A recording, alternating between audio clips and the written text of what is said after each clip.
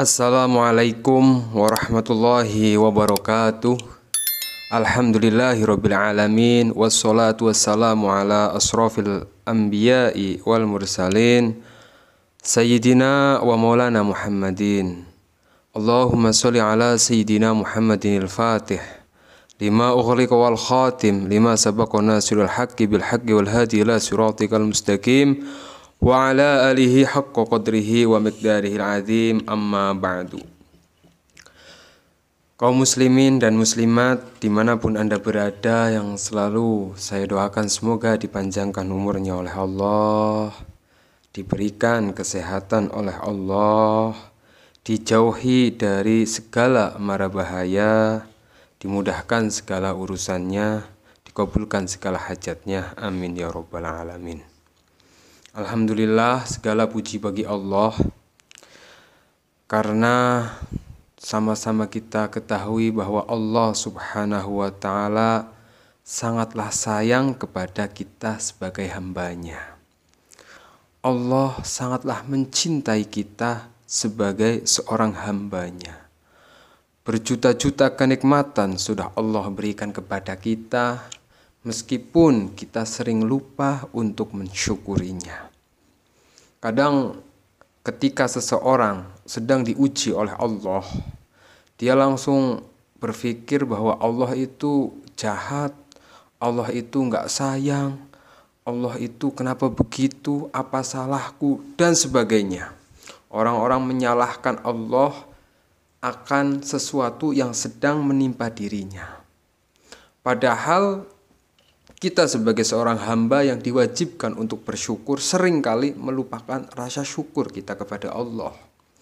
Tapi ketika Allah memberikan satu cobaan, kita sudah mulai menyalahkan Allah subhanahu wa ta'ala.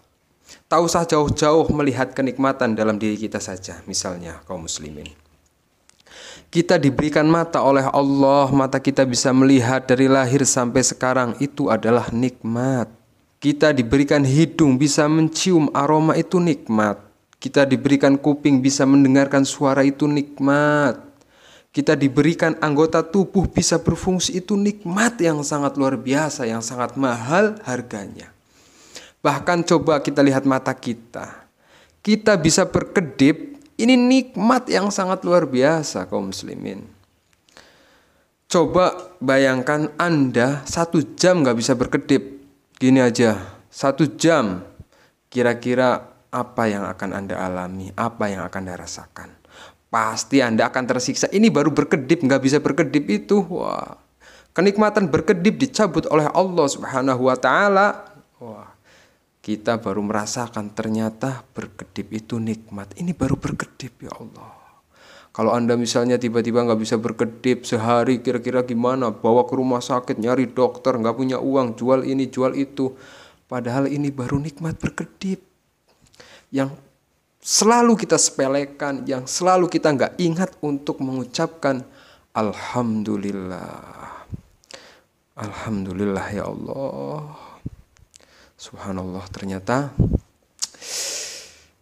merinding ya kalau kita membahas kenikmatan-kenikmatan Allah yang telah diberikan kepada kita. Sedih, maksudnya sedih itu kita kayak kita buta kan banyaknya nikmat yang Allah berikan kepada kita. Allah, coba Anda bayangkan, wa in ta'udu ni'matallahi la tuhsuha. Maka benar firman Allah, kalau kita mau menghitung nikmat yang Allah berikan kepada kita, ya Allah, kita gak akan mampu. Dan kita sebagai hamba gak pernah yang namanya bersyukur, gak pernah yang namanya terima kasih sama Allah. Subhanallah. Bisa gerak kayak gini aja nikmat, ya Allah. Coba Anda bayangkan berapa juta kenikmatan yang Allah sudah berikan kepada kita. Dan kita sebagai hamba sudah diberikan banyak kenikmatan, sudah diberikan banyak anugerah, sudah diberikan banyak rizki, nafas, ya Allah, kita bisa bernafas nikmatnya, ya Allah. Kalau bahas tentang kenikmatannya Allah itu, saya pengen nangis, pengen merinding. Maksudnya menangisnya sedih kepada diri saya sendiri. Kenapa? Saya sering lupakan mensyukuri nikmat Allah. Dan kita diperintah oleh Allah untuk bertakwa saja, melakukan perintahnya, menjauhi larangannya. Kita tabrak apa yang dilarang oleh Allah. Diperintahkan untuk sholat, kita kadang males. Diperintahkan untuk sholawat, ya jarang-jarang. Masya Allah, pokoknya dalam diri kita ini kalau kita tafakur Allah, banyak sekali kesalahan-kesalahan yang kita lakukan kepada Allah Subhanahu wa Ta'ala. Banyak sekali dosa-dosa yang kita lakukan dan kita kadang tidak sadar. Tidak menyukuri nikmat itu saja sudah kesalahan besar, karena berakibat la in syakartum lazidannakum wa la in kafartum inna adzabi lasyadid. Nah, berkaitan dengan kenikmatan, karena mungkin kita lupa untuk mensyukuri nikmat Allah, kemudian Allah memberikan ujian, memberikan bala, memberikan cobaan, memberikan azab kepada kita, misalnya dengan kerukan hidup,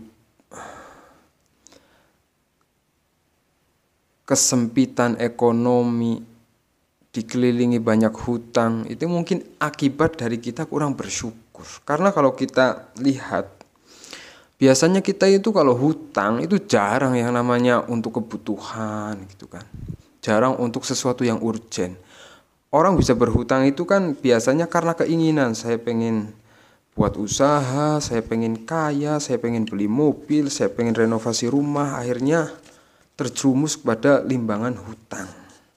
Kemudian ketika kita nggak punya rezeki untuk membayar hutang tersebut, nah mulailah kita menyalahkan Allah Subhanahu wa Ta'ala. Padahal apa yang ada dalam kehidupan kita itu tidak jauh dari perbuatan kita sendiri. Maka melalui cobaan inilah sebenarnya Allah sangat sayang kepada kita, sangat cinta kepada kita, kepada hambanya, agar melalui ujian ini kita bisa semakin dekat dengan Allah yang tadinya jauh, semakin dekat. Dengan adanya hutang yang menumpuk, dengan adanya cicilan yang banyak, dengan adanya berbagai tekanan dari debt collector, bank pinjol, rentenir, dan lain-lain, itu sebenarnya kode dari Allah bahwa kamu tidak akan bisa menyelesaikan masalahmu. Kamu tidak akan mampu untuk menyelesaikan perkaramu. Kamu membutuhkan Allah. Kamu membutuhkan aku, kata Allah Subhanahu wa Ta'ala. Nah, maka alhamdulillah. Tetap ada alhamdulillah, subhanallah. Tetap ada rasa syukur dalam setiap musibah. Tetap ada alhamdulillah dalam setiap musibah yang menimpa seorang hamba ketika dalam hatinya ada sebuah keimanan. Anda bersyukur. Saat ini misalnya Anda yang sedang terlilit hutang, bersyukur melihat video ini, bersyukur ternyata jalan yang Allah berikan adalah jalan yang baik. Karena di luar sana ada orang-orang yang terlilit hutang, ada orang yang kesulitan ekonomi, larinya ke pesugihan, larinya ke judi, larinya ke dukun, larinya bersemedi atau melakukan apapun itu yang justru menjauhkan dia dari Allah Subhanahu wa Ta'ala. Berbicara tentang hutang, siapapun yang memiliki hutang pasti ingin segera untuk terbebas dari lilitan hutang. Karena apa ya Allah? Orang punya hutang itu gak enak. Saya pernah merasakan ketika saya punya hutang dulu, ya Allah. Ya, hidup itu kayaknya sempit, rezekinya sulit. Soalnya kalau orang punya hutang kan seperti itu. Maka keinginan untuk bisa cepat melunasi itu adalah hal yang wajib, hal yang wajar. Karena bagaimanapun utang adalah beban dan harus kita lunasi sampai kapanpun kecuali dibebaskan peminjamnya. Nah ini misalnya kalau kita nggak mau bekerja keras, zahir batin, sampai kapanpun kita nggak akan menyelesaikan yang namanya hutang. Hutang itu penyakit sebenarnya. Penyakit yang sudah kronis yang harus segera disembuhkan. Orang biasanya bisa sakit kan karena pikiran, faktor pikiran hutang, pikiran kebutuhan dan lain-lain. Maka tugas kita adalah mengobati penyakit yang sudah kronis ini agar segera diangkat oleh Allah Subhanahu wa Ta'ala. Kita sudah mengetahui bahwa kita nggak punya kekuatan, kita nggak punya kemampuan untuk bisa melunasi hutang kita sendiri, maka kita membutuhkan Allah Subhanahu wa Ta'ala dalam proses memudahkan urusan hutang kita. Kaum muslimin yang dirahmati oleh Allah Subhanahu wa Ta'ala. Bahkan di zaman Rasulullah berbicara tentang hutang, menurut Siti Aisyah, Rasulullah Shallallahu Alaihi Wasallam selalu berlindung kepada Allah agar terlepas dari jeratan hutang. Kaum muslimin, bagi kita yang sedang terlilit hutang, berbagai macam ikhtiar tentu harus kita lakukan. Agar apa? Agar segera bisa melunasi hutang. Termasuk selain kita bekerja keras, membuat inovasi baru, misalnya gini. Ikhtiar zahir, oke lah, saya punya pekerjaan. Pekerjaan mendapatkan penghasilan 1 juta. Kita berpikir dong, kalau mengandalkan pekerjaan satu saja, ini hutang akan sulit ketutup.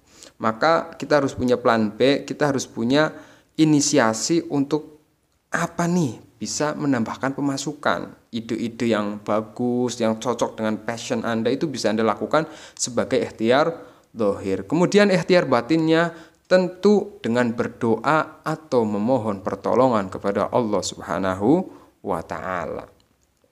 Salah satu doa yang sangatlah mustajab yang pernah diajarkan oleh Rasulullah Shallallahu Alaihi Wasallam kepada sahabat Ansor, yang mana diriwayatkan dalam sebuah hadis Abu Dawud nomor hadis 1555, disebutkan bahwa suatu hari Rasulullah Shallallahu Alaihi Wasallam ini masuk ke sebuah masjid. Ketika Rasulullah Shallallahu Alaihi Wasallam masuk ke dalam masjid, nah, tiba-tiba di dalam masjid ini ada seorang sahabat Nabi yang bernama Abu Umamah. Beliau kemudian menyapanya. Rasulullah menyapa sahabat itu. Wahai Abu Umamah, ada apa aku melihatmu duduk di masjid ini di luar waktu sholat? Abu Umamah menjawab, ya Rasulullah, saya ini bingung. Saya ini sedang pusing, saya ini sedang sedih karena hutang-hutangku banyak sekali ya Rasulullah. Jadi sahabat itu biasanya kan kalau orang lagi punya hutang kan suka merenung bukan berpikir tapi mikirin. Berpikir sama mikirin kan beda ya. Mikirin hutang saya banyak, nggak lunas-lunas, usaha sepi. Tiap hari didatangin debt collector, tiap hari diteleponin pinjol. Biasanya orang punya hutang kan seperti itu. Jadi Abu Umamah pun merasakan, misalnya para pemirsa yang sedang punya hutang, sahabat Nabi pernah merasakan apa yang Anda rasakan. Kemudian Rasulullah Shallallahu Alaihi Wasallam pun berkata kepada sahabat Abu Umamah, wahai Abu Umamah, maukah kamu jika aku ajarkan suatu doa yang mana jika doa ini kamu baca, Allah akan menghapuskan kebingunganmu. Nah, ini yang penting. Jadi kalau orang punya hutang nih, kan bingung saya harus gimana, usaha ini nggak jalan, jualan ini nggak laku, saya harus gimana. Pokoknya orang yang punya hutang itu penuh dengan kebingungan. Nah, kata Rasul, Abu Umamah ini akan diajarkan satu doa yang mana doa ini apabila dibaca, kebingungan dari orang yang sedang dililit hutang akan dihilangkan oleh Allah Subhanahu wa Ta'ala. Kemudian Abu Umamah mendengar Rasulullah Shallallahu Alaihi Wasallam bersabda seperti itu. Abu Umamah menjawab, tentu ya Rasulullah, saya pengen hutang saya lunas, saya pengen kebingungan saya hilang. Kemudian Rasulullah Shallallahu Alaihi Wasallam pun bersabda, jika memasuki waktu pagi dan sore, maka bacalah doa seperti ini Abu Umamah. Nah, kemudian akhirnya Rasulullah pun mengijazahkan doa kepada Abu Umamah agar bingungnya hilang, hutangnya lunas. Doanya seperti apa Pak Ustadz? Sebelum Ustadz lanjutkan, ada informasi bahwa sekarang di majelis sudah tersedia air ruqyah jalbir rizki. Air ruqyah ini sudah dibacakan Al-Quran 30 juz, doa-doa khusus, wirid pilihan yang mana berfungsi untuk membuka pintu rizki Anda apabila pintu rizki Anda ditutupi oleh makhluk gaib seperti jin, kadang santet dan lain-lain. Karena kadang orang rizkinya sulit itu kan penyebabnya banyak, salah satunya adalah pintu rizkinya ditutup oleh jin yang mengganggu Anda. Kemudian air ruqyah ini juga berfungsi untuk membantu menenangkan hati yang gundah gulana, menenteramkan pikiran sehingga bisa berpikir, kemudian bisa membantu mengobati penyakit baik zahir maupun batin. Yang jualan insya Allah jualannya laris, yang usaha-usahanya lancar, yang belum punya jodoh insya Allah akan cepat mendapatkan jodoh. Ini khasiatnya sangat luar biasa. Bagi Anda yang kesulitan rezeki, insya Allah akan Allah mudahkan bijahi dengan keagungan Al-Quran yang sudah dibacakan dalam air ruqyah jalbur rizki ini. Silahkan, maharnya seikhlas Anda. Untuk pemesanan bisa klik link di deskripsi WhatsApp. Kembali kepada pembahasan kita. Kemudian Rasulullah pun memberikan doa seperti ini. Bismillahirrahmanirrahim. Allahumma inni a'udzubika minal hammi wal hazani wa a'udzubika minal azzi wal kasali wa a'udzubika minal jubni wal bukhli wa a'udzubika min ghalabadid daini wa qahrir rijali. Nah, artinya apa? Artinya, ya Allah, ya Rabbi, Allahumma inni, aku berlindung kepadamu ya Allah dari kebingungan dan kesedihan. Aku berlindung kepadamu ya Allah dari kelemahan dan kemalasan. Aku berlindung kepadamu ya Allah dari ketakutan dan kekikiran. Aku berlindung kepadamu ya Allah dari lilitan hutang dan tekanan orang-orang. Kemudian setelah Abu Umamah mendapatkan doa ini, maka Abu Umamah pun istiqomah membaca doa ini setiap pagi dan sore hari membaca doa ini. Minimal dibaca 33 kali. Setelah Abu Umamah istiqomah, kemudian Abu Umamah pun berkata, setelah aku mengamalkan doa itu, doa dari Rasulullah SAW, Allah benar-benar menghilangkan kebingunganku dan memberi kemampuan untuk melunasi hutang-hutangku. Subhanallah. Ini adalah doa agar kita bisa cepat lunas hutang yang diajarkan langsung oleh Rasulullah SAW. Bukan diajarkan oleh saya, bukan oleh siapa, tapi ini doa langsung dari Rasulullah SAW. Yang mana Rasulullah punya sifat siddiq, jujur. Pasti apa yang dikatakan Rasulullah, kamu akan lunas hutang kalau baca doa ini, maka itu yang akan terjadi. Maka selain berusaha keras, Anda yang ingin segera lepas dari jeratan hutang, segeralah catat doa yang tadi saya baca.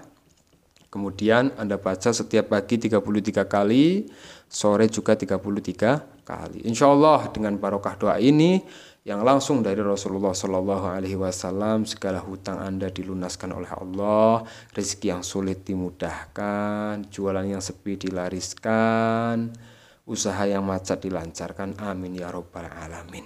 Jangan lupa tulis doa terbaik Anda di kolom komentar. Dan silahkan like, dan barangkali bermanfaat, silahkan bagikan video ini ke keluarga Anda dan teman-teman Anda. Dari saya cukup sekian, mohon maaf. Wassalamualaikum warahmatullahi wabarakatuh.